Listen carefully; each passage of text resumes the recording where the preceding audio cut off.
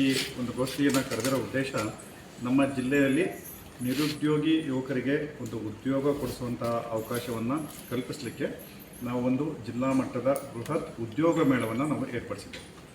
So ಇದನ್ನು ದಿನಾಂಕ 13/9/2024 ಮುಂದಿನ ತಿಂಗಳು ಸೆಪ್ಟೆಂಬರ್ ಮಾಹೆಯ 13ನೇ ತಾರೀಕಿಗೆ ನಿಗದಿಪಡಿಸಿದ್ದೇವೆ.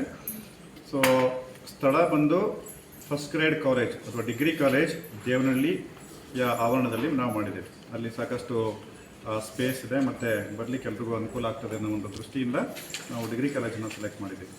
ಇದಕ್ಕೆ ಸಂಬಂಧಪಟ್ಟಂತೆ ಈಗಾಗಲೇ ಈ ಕಾರ್ಯಕ್ರಮವನ್ನು ಲಾಂಚ್ ಮಾಡೋದು ಅಂದರೆ ನಾವು ಇಂಥ ಒಂದು ಕಾರ್ಯಕ್ರಮವನ್ನು ಮಾಡ್ತೀವಿ ಅನ್ನೋಂಥದ್ದನ್ನು ನಾವು ಮೊನ್ನೆ ಆಗಸ್ಟ್ 15ನೇ ತಾರೀಕು ಸನ್ಮಾನ್ಯ ಜಿಲ್ಲಾ ಉಸ್ತುವಾರಿ ಸಚಿವರಿಂದ ಇದನ್ನು ಪೋಸ್ಟರ್ ಮತ್ತು ಲೋಗೋವನ್ನು ಈಗ ಆಲ್ರೆಡಿ ಬಿಡುಗಡೆ ಮಾಡಿದ್ದೇವೆ.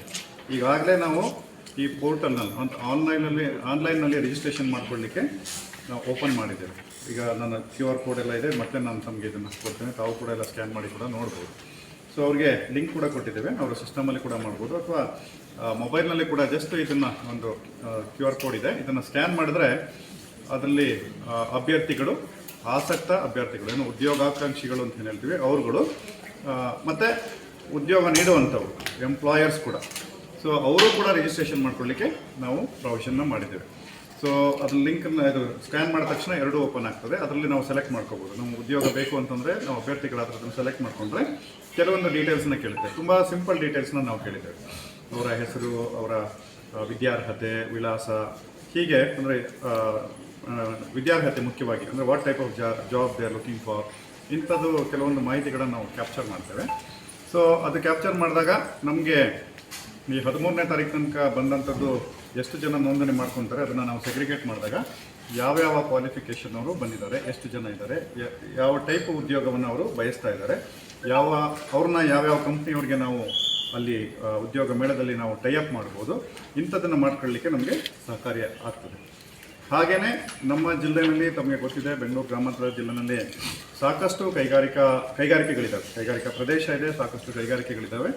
ನಾವೀಗಾಗಲೇ ಅಸೋಸಿಯೇಷನ್ ಮುಖಾಂತರ ಮತ್ತು JD ಇಂಡಸ್ಟ್ರೀಸ್ ಮುಖಾಂತರ ಮತ್ತು ಸ್ಕಿಲ್ ಡೆವಲಪ್ಮೆಂಟ್ ಆಫೀಸರ್ ಮುಖಾಂತರ ನಾವು ನನ್ನ ಸಿಗ್ನೇಚರ್ನಲ್ಲಿ ಈಗಾಗಲೇ ಅವರಿಗೆ ಪತ್ರವನ್ನು ಬರೆದು ಪ್ರತಿಯೊಂದು ಕಂಪ್ನಿನವ್ರಿಗೂ ತಾವುಗಳು ನೋಂದಣಿ ಮಾಡ್ಕೊಳ್ಳಿ, ತಾವು ಆ ದಿನ ಹಾಜರಿದ್ದು ಅಲ್ಲಿ ಏನು ನಮ್ಮ ಉದ್ಯೋಗಾಕಾಂಕ್ಷಿಗಳು ಬರ್ತಾರೆ ಅವರ ವಿದ್ಯಾರ್ಹತೆಗೆ ಅನುಗುಣವಾಗಿ ಮತ್ತು ಇವರ ರಿಕ್ವೈರ್ಮೆಂಟ್ಗೆ ಅನುಗುಣವಾಗಿ ನೀವು ಸೆಲೆಕ್ಷನ್ ಮಾಡಲಿಕ್ಕೆ ಪಾರ್ಟಿಸಿಪೇಟ್ ಮಾಡಿ ಅನ್ನೋವಂಥದ್ದು ಈಗಾಗಲೇ ಪತ್ರ ವ್ಯವಹಾರ ನಡೆದಿದೆ.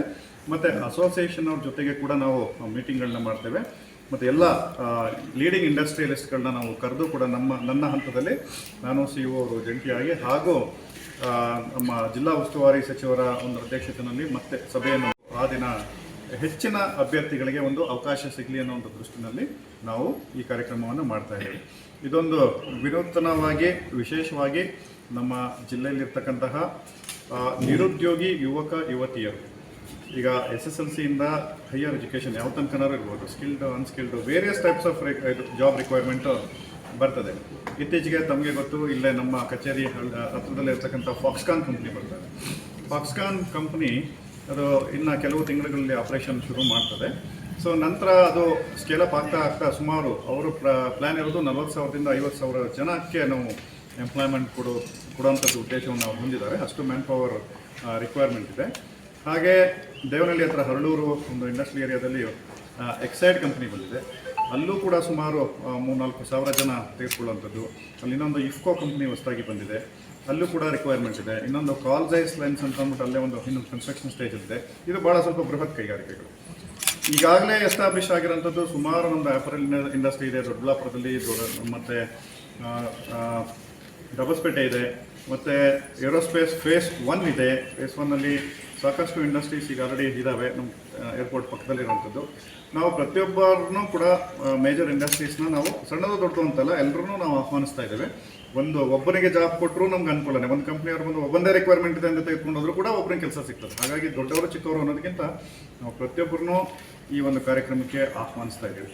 ಸೊ ಹಾಗಾಗಿ ತಮ್ಮ ಮೂಲಕ ಇವತ್ತು ಕರೆದಿರೋ ಉದ್ದೇಶ ಏನಂತಂದರೆ ನಾವು ಕಂಪ್ನಿಯವ್ರನ್ನೂ ಕೂಡ ತಮ್ಮ ಮೂಲಕ ನಾವು ಕೇಳ್ಕೊಳ್ತೇವೆ. ಸೊ ಇಂಥದ್ದೊಂದು ಬೃಹತ್ ಮೇಳವನ್ನು ನಾವು ಆರ್ಗನೈಸ್ ಮಾಡ್ತಾ ಇದ್ದೀವಿ.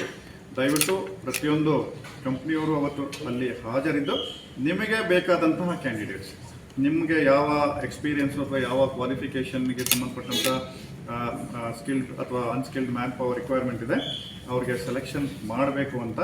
ಮತ್ತು ಅದೇ ರೀತಿ ನಮ್ಮ ಜಿಲ್ಲೆಯ ಯುವಕರು ಯುವತಿಯರು ಉದ್ಯೋಗ ಬಯಸುವಂತಹ ಉದ್ಯೋಗಾಕಾಂಕ್ಷಿಗಳು ಯಾರೇ ಇರಲಿ ಅವರು ಪ್ರತಿಯೊಬ್ಬರು ಈ ಒಂದು ಪೋರ್ಟಲ್ನಲ್ಲಿ ನೋಂದಣಿ ಮಾಡ್ಕೋಬೇಕು.